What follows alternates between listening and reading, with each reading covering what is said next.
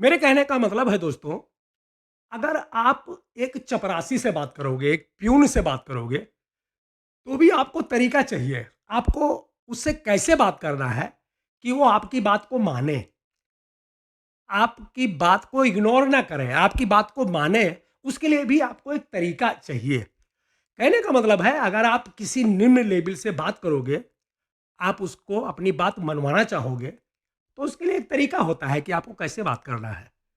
वो तरीका आपने सीखा है। कि आपको इस तरीके से बात करना है, तभी सामने वाला आपकी बात को मानेगा। तो ईश्वर एक परम हस्ती है, एक महान हस्ती है, किसी का नौकर नहीं है वो।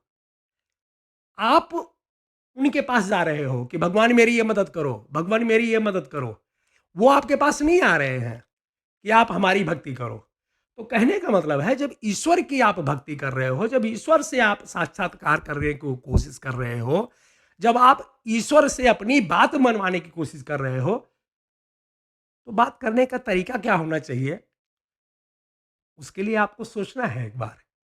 ऐसे नहीं है कि आपने कह दिया कि भगवान मेरी ये इच्छा पूरी कर दो, और भगवान आपके नौकर नहीं है कि आएँगे और आपकी आपकी जो है इच्छा पूरी कर देंगे। अगर आप एक भिखारी से बात करोगे, तो भी आपको बात करने का तरीका आना चाहिए। मान लीजिए आपके पास कोई भिखारी आया, बोला लाओ दो रुपए, 2 रुपए, 5 रुपए कुछ मेरे को दो। तो उसको भी आप तरीके से कहोगे। अगर आप तरीके से नहीं भगाओगे, तो भिड़ जाएगा आपसे, लड़ाई करेगा।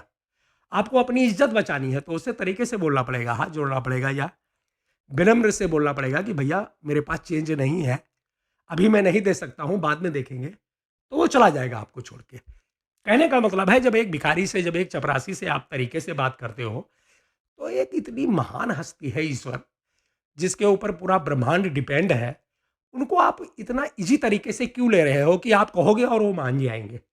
उनको मनाने के लिए भी एक पद्धति है, एक तरीका है। उस तरीके को आपको अपनाना पड़ेगा, तभी ईश्वर की प्राप्ति होगी, या फिर प्राप्ति नहीं भी कर पाओगे तो कोई बात नहीं, लेकिन ईश्वर की अनुभूति होगी। आप देखोगे, आपको लगेगा कि हाँ, जो मैंने सोचा था वो हो गया। भगवान हमारे बीच में ही विद्यमान है। ऊपर वाले की जो शक्ति है, वो हमारे बीच में ही विद्यमान है। इस बात की अनुभूति आपको तभी होगी, जब आपको उनसे बात करने का सही तरीका मालूम होगा। ऐसे नहीं है कि मन में आया और जो है कुछ भी कह दिया और वो मान लिए। नहीं, उसके लिए नियम, पद्धति और तरीका का जानना ज़रूरी है। ऐसे तो दुनिया भर के लोग पूजा पाठ करते हैं। हर सभी लोग जो है धूप अगरबत्ती जलाते हैं, और सुबह-सुबह नहाए धोए और अगरबत्ती जलाए और चल दिए। तो क्या उनको ईश्वर की प्राप्ति होती है? क्या उनको ईश्वर की अनुभूति होती है? कदापि नहीं।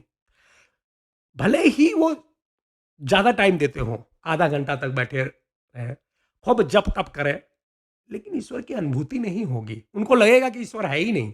ईश्वर की अनुभूति 2 मिनट में हो जाएगी, बशर्ते कि तरीका क्या है, वो आपको जानना चाहिए। बहुत ही सरल तरीका है। एक बार आप तरीका जान गए ना, आपको एक बार पद्धति मालूम चल गई, फिर क्या पूछना? फिर तो आप अगर 2 मिनट भी धूप जला लिए, 2 मिनट अगरबत्ती जला लिए, या धूप अगरबत्ती नहीं जलाए, ऐसे ही खड़े होके केवल मस्तक झुका लिए, तो भी आपको ईश्वर की अनुभूति हो जाएगी, ईश्वर की प्राप्ति हो जाएगी, और ईश्वर आपके साथ, आपके बगल में खड़े हुए मिलेंगे आपको, बशर्ते कि तरीका आपको जानना चाहिए।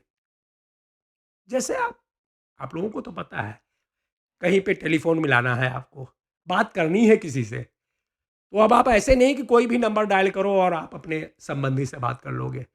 जब आपको अपने संबंधी से बात करना है, जिससे आप बात करना चाह रहे हो, तो उसका नंबर क्या है? उसका मोबाइल नंबर क्या है? वो आपको मालूम होना चाहिए।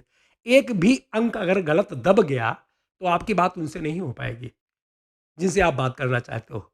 ज़रूरत है तो केवल इस बात की है कि आपको सही नंबर डायल करना है, तभी आप जिससे बात करना चाहते हो, उनसे बात हो पाएगी। ऐसे ही अगर आप ईश्वर की अनुभूति करना चाहते हो, ईश्वर की प्राप्ति करना चाहते हो, तो आपको सही नंबर डायल करना पड़ेगा, और सही नंबर डायल करने का तरीका है सही गुरु का चयन करना, और उस गुरु के द्वारा बताए हुए पद्धति से आगे बढ़ना, तभी ईश्वर की अनुभूति हो सकती है, या फिर ईश्वर की प्राप्ति हो सकती है।